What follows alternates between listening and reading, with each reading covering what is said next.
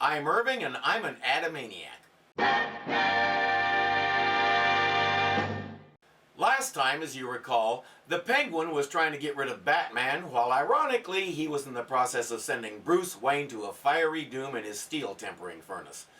Now, he did this without even bothering to find out who this guy is, so he has no idea he's about to murder one of the most prominent millionaires in the city. And when both Bruce Wayne and Batman vanish for good, do you think he'll figure it out? Well, since it's obviously not going to happen because we're only 2 weeks into the series, who cares? Let's get to this.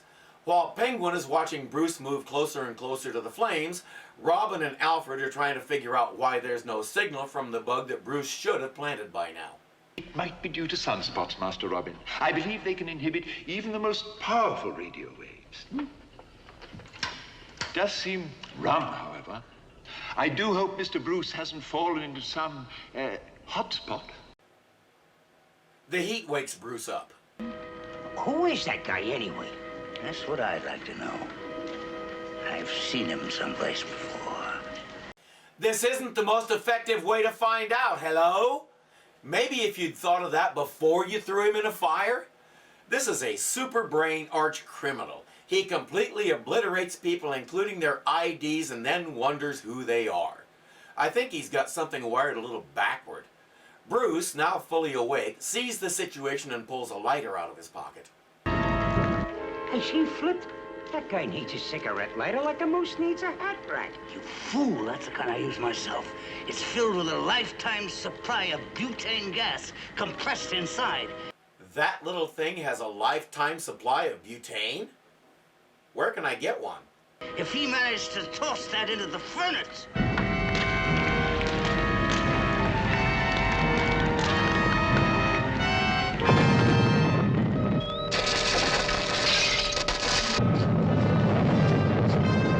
I love the purple smoke coming out at Penguin. How did it do that? So I guess Penguin can find out who this guy is now. He reveals that there's a hidden timer in the Batbrella set to go off at 6 o'clock. Batman gets back to the Batcave and the dynamic duo look at the Batbrella again. Right. Let's muster all of our brain power.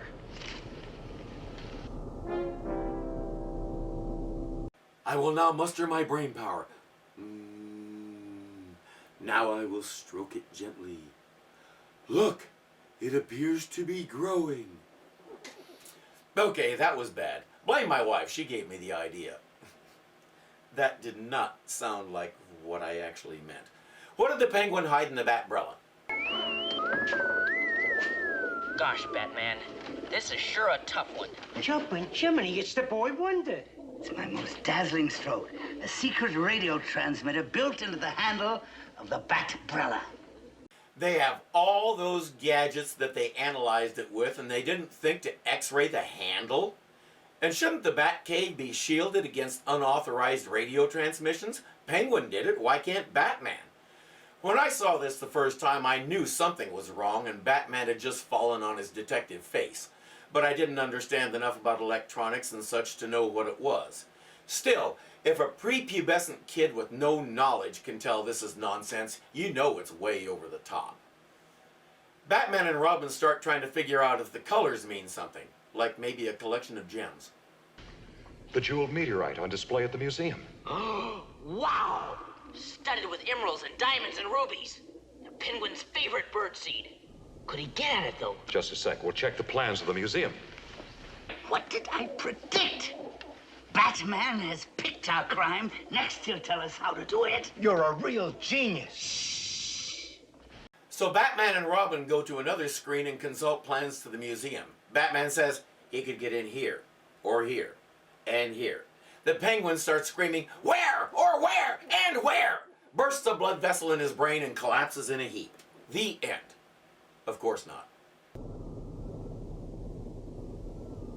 Looks like a map from one of the early Splinter Cell games. Impossible. Burglar proof. Not even the Penguin could get through those security devices. Scratch the jeweled meteorite. Back to the Batbrella. Curses, that sounded like a sweet caper. Curses. Foiled again. They're still trying to figure out the colors. Robin says they're pretty, like a beautiful doll.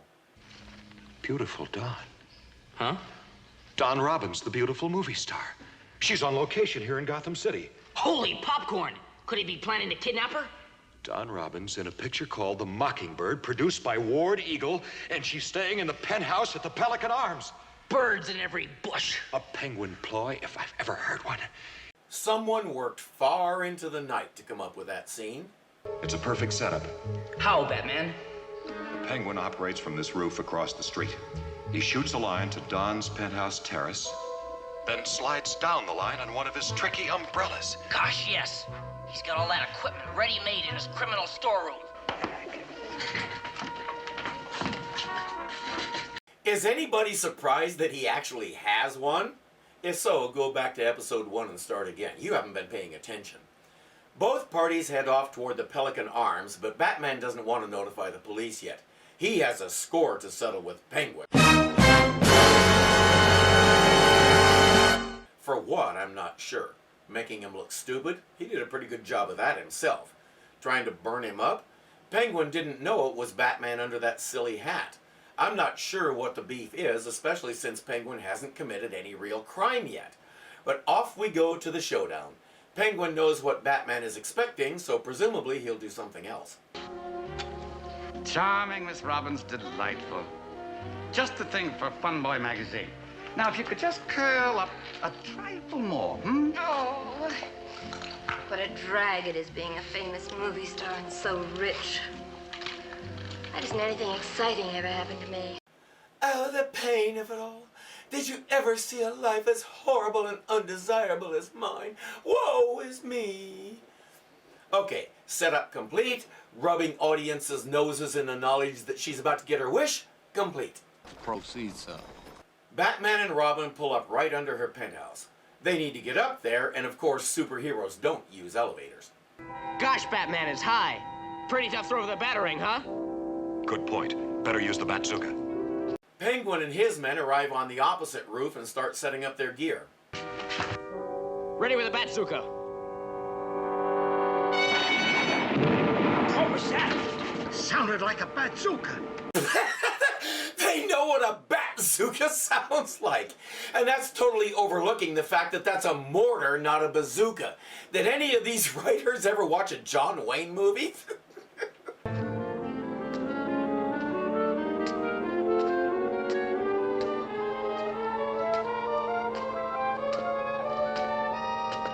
I never get enough of that. They arrive on her balcony. Eek! She really said eek. Words failed me. Continue. Great Scott! The Cape Crusader and the Boy Wonder. Who? Best line delivery of the series so far. Who?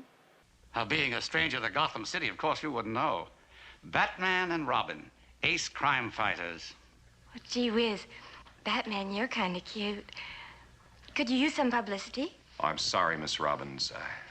Let's watch that again with the sound off and pay special attention to Batman and Robin's expressions.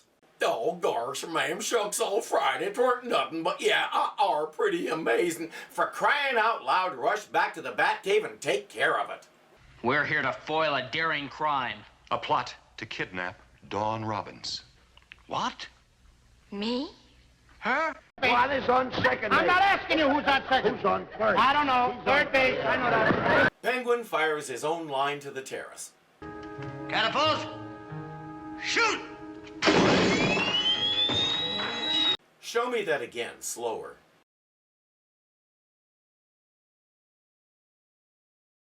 Took it 2 tries to get going, but the catapult works.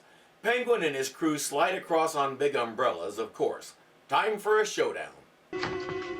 Plug in the penguin magnet and wait till I give it the signal. Penguin magnet. I guess he's looking for a mate. Surrender, you foul bird! It's back to the pen for you, Penguin. Well, well. So this is the end of my fiendish, well-laid plan, is it? Oh, holy lodestone. What's happening? Or that. The magnet is pulling on the metal stuff in their utility belt. While Batman and Robin pretend to be stuck to a wall, Penguin and his men pick up the unconscious actress, and they all head back to the other rooftop on their catapult line. Good thing it goes downhill both ways. Holy flypaper, what a fix! While the dim-witted duo try to get their utility belts off, Penguin makes his escape. Next day at police headquarters, Batman and Robin are getting a reaming. Oh, he's right, Commissioner. We failed. And how? If that room service waiter hadn't come in at midnight, we might still be stuck there. Maybe they should make a show about him. They agree to pay the ransom for the girl. The exchange will happen in the front hall of Wayne Manor, where there are 2 old suits of armor. Batman and Robin will be hiding in them, so when the Penguin comes in to get the money, they'll grab him. Penguin is still listening in on the umbrella, of course, because Batman was brilliant enough to bring it with him to show the cops. Really. At Wayne Manor, Penguin gasses Alfred and then gasses each suit of armor.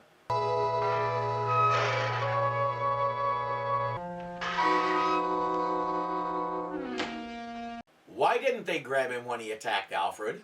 Why did Batman just stand there when he gassed Robin? Were they already asleep?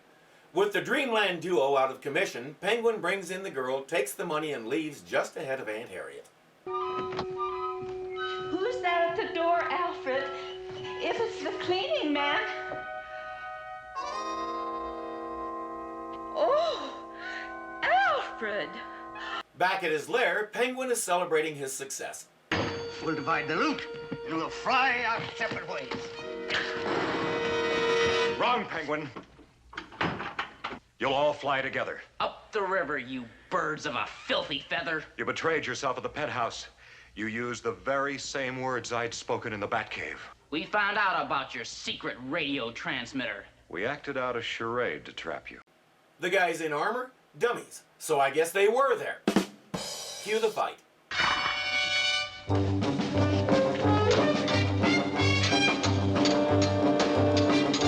Even better.